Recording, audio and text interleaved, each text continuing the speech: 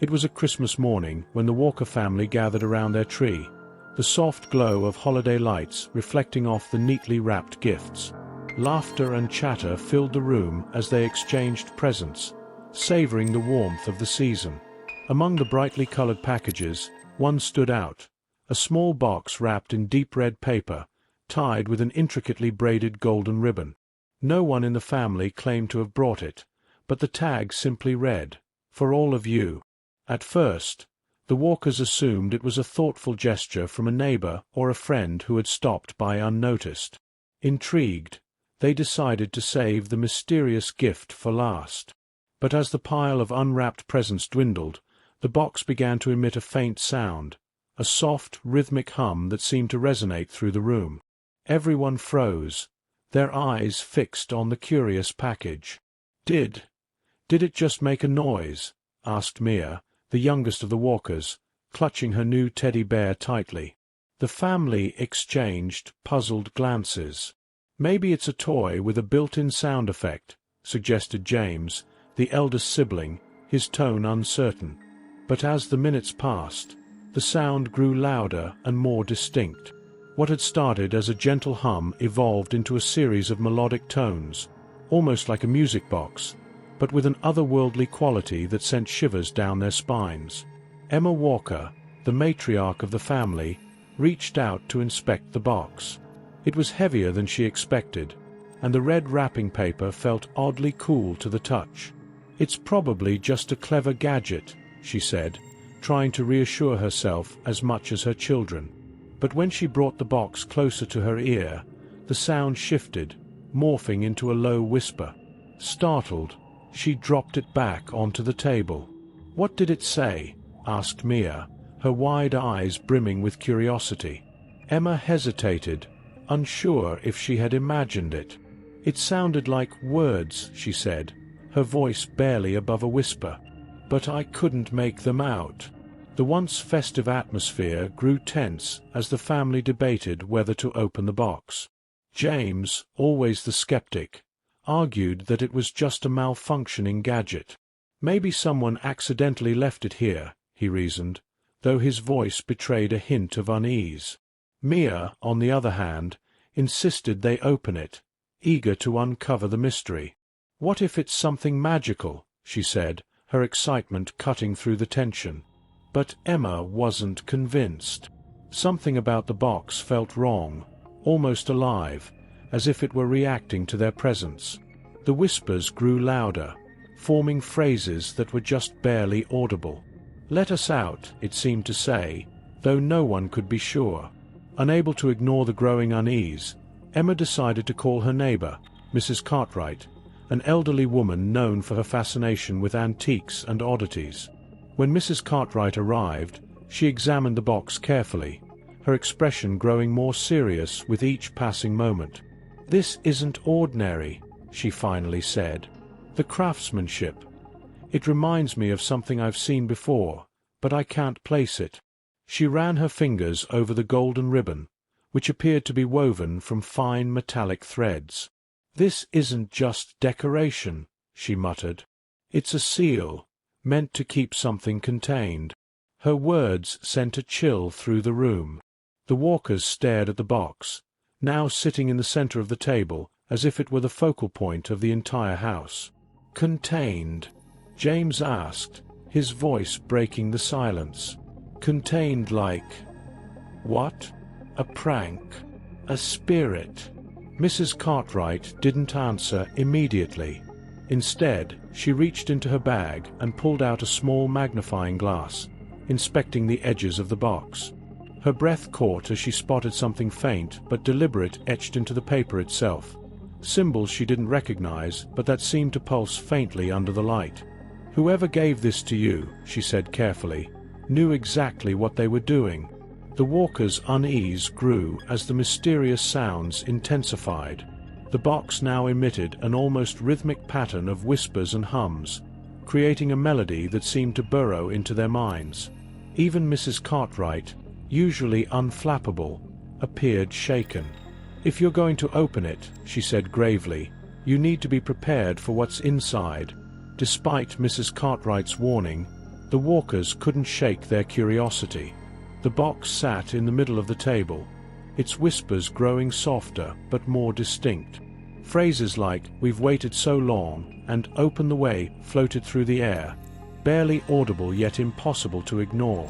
James, the eldest, finally broke the silence. "We can't just leave it there. What if it's dangerous? We need to know." Emma hesitated, her instincts as a mother warring with her own curiosity. "If we open it, we can't undo whatever happens," she said, her voice trembling. But the family was at an impasse. The box seemed to demand attention, its presence overwhelming the room like a living thing. Mrs. Cartwright, still examining the intricate symbols etched into the wrapping paper, spoke up. "These markings," she said, pointing to the faint sigils, "remind me of something I read years ago. Stories about binding seals. In folklore, such symbols were used to trap or contain something unnatural." The room grew colder as her words sank in. "Unnatural, like a spirit?" James asked, his skepticism fading. Mrs. Cartwright shook her head. "Not necessarily. It could be an object, an energy, or even something alive." Mia, clutching her teddy bear, stared at the box with wide eyes. "What if it's someone who needs help?" she asked, her innocent curiosity cutting through the tension. "What if they're trapped?" Before anyone could respond, the box emitted a loud crack, like with splintering under pressure. Everyone jumped back, their chairs scraping against the floor. The golden ribbon began to unravel on its own, each thread releasing with a soft metallic chime. "It's opening itself," Emma whispered, her voice barely audible over the growing hum. But the box didn't open completely. The lid shifted slightly, revealing a faint glow emanating from within. The light was soft yet unnatural, pulsing in time with the whispers. The melody, if it could be called that, seemed to draw them in, filling the room with a strange sense of longing and unease. Mrs. Cartwright took a cautious step back. "It's reacting to you," she said, her voice firm but uneasy. "Whatever is inside, it's aware." James, trying to muster his courage, approached the table. "We can't just sit here and do nothing," he said, reaching out to touch the box. But before his hand made contact, a sharp jolt of energy pulsed through the room, knocking him back. The box's glow intensified, and for a brief moment, the whispers became a unified voice. "We must be free." Emma rushed to James's side, helping him to his feet. "This isn't normal," she said, her fear now impossible to hide. "We need to get rid of it." But Mrs. Cartwright shook her head. "If you destroy it without understanding what it is, you could make things worse," she warned. "Objects like this have connections. Breaking them can release whatever's inside in ways you can't control." The walkers were now faced with an impossible choice. Open the box and risk unleashing whatever lay within, or leave it sealed and endure the escalating disturbances. The decision felt heavier than any of them could have anticipated. As the family debated, Mrs. Cartwright began rummaging through her bag. She pulled out a small leather-bound book, its pages yellowed with age. "This is a collection of symbols and their meanings," she explained, flipping through the pages. "If we can identify the markings on the box, we might understand its purpose." She found a page with symbols resembling those on the wrapping paper. The entry read, "Sigils of binding, used to contain entities or energies of unknown origin. Activation may result in manifestation. Approach with caution." "What does manifestation mean?" Mia asked, her voice trembling. Mrs. Cartwright closed the book and looked at the family gravely. "It means whatever is inside might not stay inside much longer." The air in the room grew heavier, as though the box itself was listening to their conversation. Every creak of the floor, every faint noise outside the house, seemed amplified. The whispers softened, but instead of fading, they carried a different tone, one of anticipation. "The time is near," the box seemed to say, the voice almost melodic, drawing them in even as it unnerved them. James, still recovering from the shock of the energy pulse, looked at his mother. "We can't just leave it like this," he said. "If we wait too long, whatever's inside might decide to come out on its own." Emma hesitated, glancing at Mrs. Cartwright, who nodded solemnly. "If you decide to open it," she said, "you need to be prepared for whatever is inside. It could be a blessing, or a curse." With that, the family gathered around the box, their breaths held as they prepared to make their decision. The glow from the box pulsed in time with their heartbeats, and the whispers became a low hum, almost like a chant. Whatever they chose, the consequences would be unavoidable. As the walkers stood around the box, the tension in the room felt almost tangible. Emma took a deep breath, her hand trembling as she reached for the lid. "If we're doing this," she said, her voice steady despite her fear, "we need to be ready for anything." Mrs. Cartwright held out a small talisman from her bag, a worn piece of metal etched with protective symbols. "Hold this," she instructed, handing it to Emma. "It might help." Emma nodded, clutching the talisman tightly before gently lifting the lid. The moment the box was opened, the glow intensified, casting shifting patterns of light across the room. Inside, nestled in a bed of deep crimson fabric, was an object unlike anything they'd ever seen. A small orb, no larger than a baseball, made of a material that seemed to ripple like liquid metal. The whispers stopped abruptly, replaced by a low, resonant hum. "What is that?" James asked, leaning closer. The orb pulsed faintly, its surface shimmering as though alive. Mia, unable to contain her curiosity, reached out, but Emma pulled her back. "Don't touch it," she warned, her voice sharp. The room grew colder as the orb began to emit a faint vibration, the hum intensifying with each pulse. Mrs. Cartwright, who had been examining the symbols on the box's interior, gasped. "These aren't just binding sigils," she said. "They're warnings." The markings, now illuminated by the orb's glow, seemed to shift and rearrange themselves, forming patterns that Mrs. Cartwright recognized from her research. "This is meant to contain something, but it's not complete. Whoever made this box either didn't finish the seal or intentionally left it open." As if in response to her words, the orb pulsed again, sending a wave of energy through the room. The lights flickered and a faint voice echoed, not from the box, but from the orb itself. "Free at last," it said, the words reverberating like a distant echo. The walkers froze, their eyes fixed on the orb. Emma, still holding the talisman, stepped back, her instincts screaming to close the box and seal it away. But before she could act, the orb began to levitate, rising slowly from its resting place. It hovered in the air, spinning gently, its glow casting strange, swirling shadows on the walls. James, ever the skeptic, tried to rationalize what they were seeing.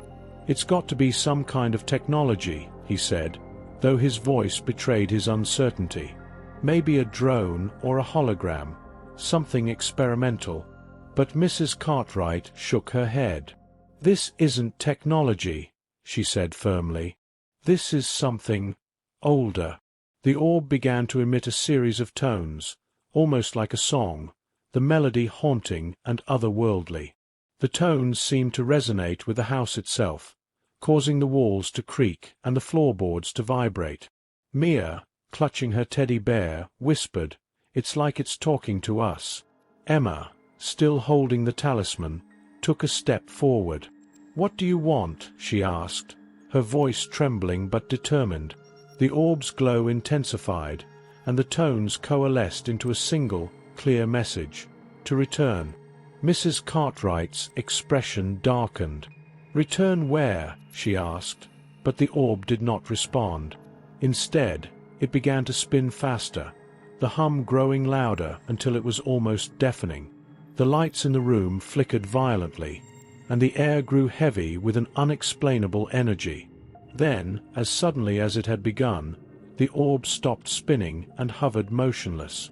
The hum ceased, leaving an eerie silence in its wake. The walkers exchanged uneasy glances, unsure of what to do next. "It's waiting," Mrs. Cartwright said softly. "For what?"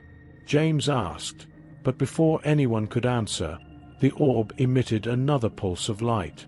This time, the pulse wasn't confined to the room. It spread outward, passing through the walls and into the world beyond. Miles away, streetlights flickered, animals stirred restlessly, and people reported hearing faint whispers carried on the wind. Whatever the orb was, its influence was spreading. Back at the Walker house, the orb began to descend slowly, returning to its place inside the box. The glow dimmed, and the lid began to close on its own, as if sealing itself back up. The family stared in stunned silence as the box returned to its inert state, the whispers now completely gone. "What just happened?" Emma asked, her voice barely above a whisper. Mrs. Cartwright shook her head. "I don't know," she admitted. "But whatever that was, it's far from over." The Walkers decided to leave the box untouched for now, placing it in the basement and locking the door. Mrs. Cartwright stayed late into the night, poring over her books for any clues about what they had just encountered. Meanwhile, James and Mia lay awake, haunted by the orb's voice and the sense that something was still watching them. The days that followed were anything but ordinary for the Walkers. The mysterious box, now locked away in their basement, left an unshakable mark on the household. Though the whispers and hums had stopped, an eerie stillness seemed to permeate the air. Mia was the first to notice that the Christmas lights on the tree flickered intermittently, even when unplugged. James claimed he could feel faint vibrations in the floor whenever he passed the basement door. Emma, determined to shield her family, avoided the basement altogether. But Mrs. Cartwright, still gripped by curiosity, returned each day to study the box further. She noted that the intricate symbols on the wrapping paper seemed to shift slightly, as though they were alive. "It's almost like the seal is repairing itself," she told Emma one evening, her voice heavy with both wonder and concern. Despite their efforts to ignore it, the box refused to fade into the background. On the third night, Mia woke from a vivid dream in which the orb had spoken to her directly. "It told me it needed our help," she whispered to her mother the next morning. "It said it was lost." Emma dismissed it as a nightmare, but Mrs. Cartwright looked troubled. "Dreams have a way of connecting us to things beyond our understanding," she said. "It's possible the orb is trying to communicate." That evening, driven by a mix of curiosity and fear, Emma decided to confront the box once more. She unlocked the basement door and descended the creaking stairs, Mrs. Cartwright following close behind. The box sat where they had left it, motionless and silent. Yet, as Emma approached, the faint glow returned, pulsing gently like a heartbeat. "What do you want?" Emma asked aloud, her voice trembling. The box responded with a soft hum, and the lid lifted slightly, just enough for the orb's glow to spill out. This time, the light projected patterns onto the walls, shapes and symbols that Mrs. Cartwright recognized from her research. "These are coordinates," she said, scribbling them down in her notebook. "It's pointing us somewhere." The revelation sparked a debate within the family. James was adamant that they should leave the box untouched, fearing what might happen if they interfered further. Mia, however, believed the orb's intentions were not malicious. "It's asking for help," she insisted. "We can't just ignore it." Emma, torn between protecting her family and satisfying her need for answers, finally relented. "We'll go," she said, looking at Mrs. Cartwright. "But we do this carefully." The coordinates led to an abandoned chapel in the woods on the outskirts of town, a place steeped in local legend. The chapel, overgrown with ivy and moss, was said to be the site of strange occurrences dating back centuries. As the group approached, the air grew colder, and an unnatural silence enveloped them. Inside the chapel, they found an ancient altar carved with symbols identical to those on the box. Placing the orb on the altar caused the carvings to glow faintly, illuminating the room with an otherworldly light. The orb began to spin, emitting a series of tones that resonated deep within their chests. Suddenly, the light intensified, and the orb projected a vivid image into the air, a scene of a vast, shimmering landscape unlike anything on Earth. Strange structures towered against a twilight sky, and figures moved gracefully through the ethereal terrain. The vision was mesmerizing, yet deeply unsettling. It felt like a glimpse into another world. "This is where it came from," Mrs. Cartwright whispered, her voice filled with awe. "It's trying to show us its origin." The orb's light dimmed, and the image faded. A final tone echoed through the chapel, followed by a single phrase, "Return the way." With that, the orb's glow faded completely, leaving the room in darkness.